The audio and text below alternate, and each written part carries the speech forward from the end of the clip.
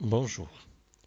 Dans cette vidéo, on se propose d'étudier l'exercice d'algèbre linéaire suivant. F étant un endomorphisme de R3, dans la matrice relativement aux bases canoniques est donnée par M. Première question, donnez une base du noyau de F. Et deuxième question, donnez une base de l'image de F. Alors, base du noyau de F.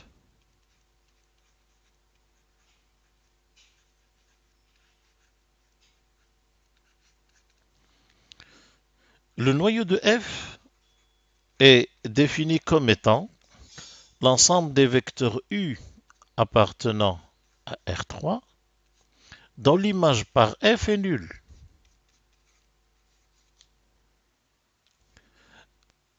C'est-à-dire, si on pose U égale X, Y, Z, X, Y, Z sont les composantes du vecteur U dans la base canonique, la relation F de U égale 0 s'écrit matriciellement M multiplié par X, Y, Z égale 0. Ou encore 2 moins 1, 3, 7, 2, 5, 1, 0, 1, multiplié par le vecteur colonne x, y, z, égale le vecteur colonne nul. Cette expression qui traduit l'appartenance d'un vecteur U au noyau est équivalente en fait à un système.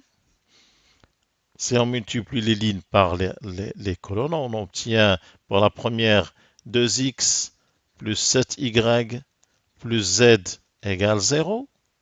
Pour la deuxième, moins x plus 2y égale 0. Et enfin, 3x plus 5y plus z égale 0. Nous obtenons donc un système de trois équations à trois inconnus qu'on numérote 1, 2, 3. On remarque que si on retranche l'équation 1 de l'équation 3, z disparaît. Donc l'opération 3 moins 1 nous donne 3x moins 2x, x, 5y moins 7y moins 2y, et z se simplifie, égale 0. Remarquons que cette équation x moins 2y égale 0 est la même que l'équation 2, il suffit de multiplier par moins 1. Donc cette équation est équivalente à 2. De cette équation, on peut tirer x égale 2y. Et de l'équation 1, on peut aussi exprimer z en fonction du y.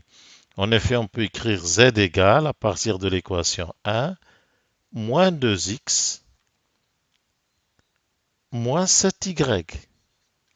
Et en remplaçant x par 2y, z devient moins 4y moins 7y. Ou encore moins 11y. Donc nous avons x qui est égal à 2y, z qui est égal à moins 11y, et naturellement, y est quelconque.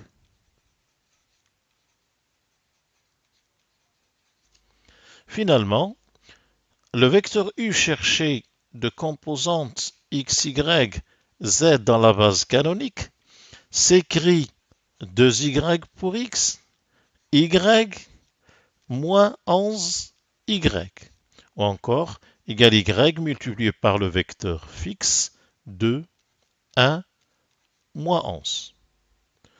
Finalement, b égale 2, 1, moins 11, cette famille formée d'un seul vecteur non nul, engendre le noyau et donc est une base du noyau.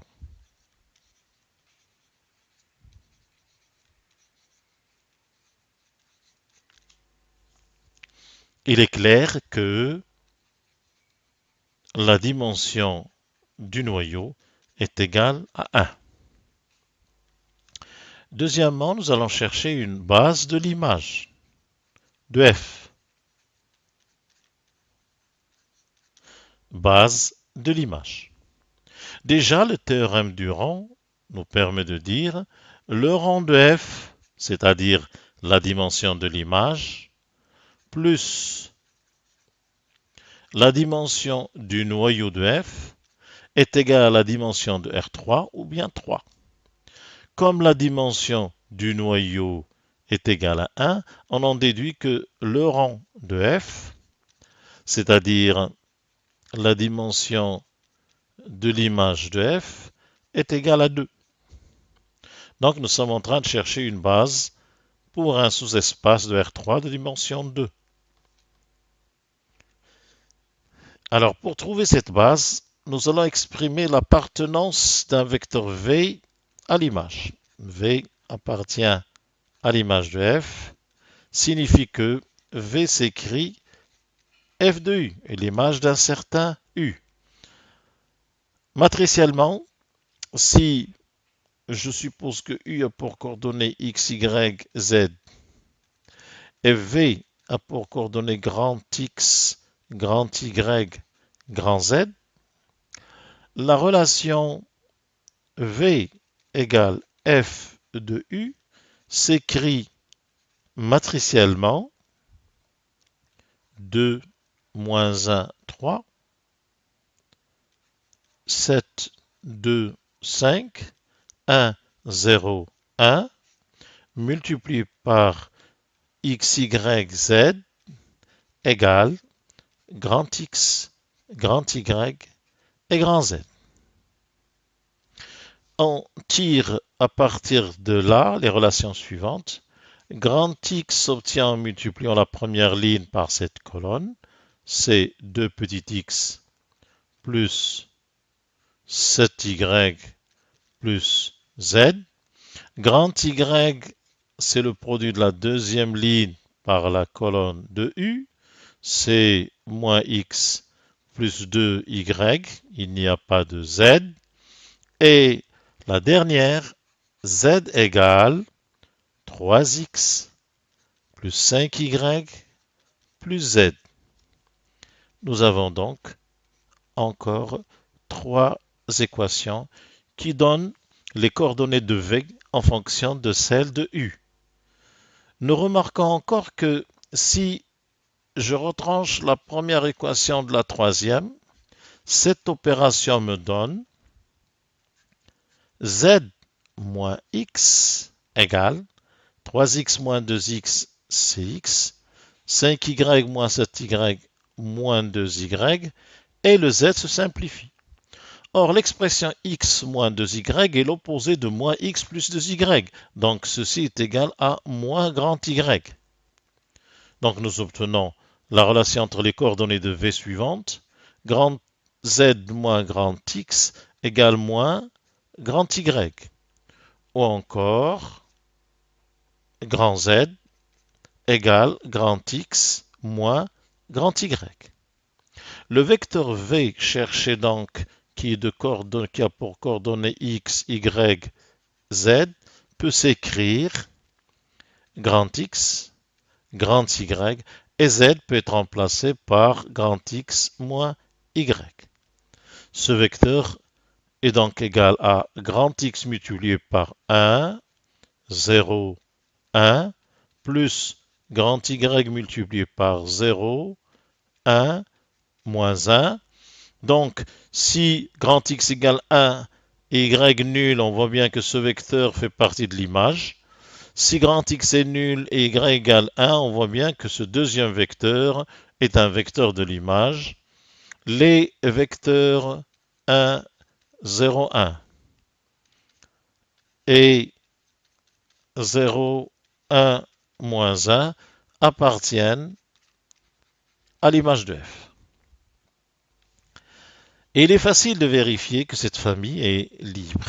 La famille U1, U2 est libre. En effet, si on prend alpha 1 multiplié par U1 plus alpha 2 fois U2 égale 0, on obtient immédiatement alpha 1 nul et alpha 2 nul.